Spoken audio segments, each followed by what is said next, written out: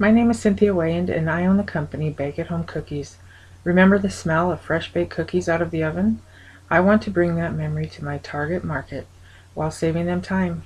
My company's focus is to attract families or individuals who want to use fresher ingredients, but schedules are busy that they don't have time for baking. I started my company with a small amount of personal funds and some food supplies from my storage. This is giving me a 50 to 70% profit. I make the cookie dough, scoop it into the balls for freezing, but I package them and let the consumer enjoy the smell of fresh baked cookies in their home without all the mess. I do have some competition from local stores or even certain fundraisers like the Otis Spunkmeyer cookie dough, but they charge almost double what I do for the same amount. I provide a fresher product with less preservatives at a much lower cost.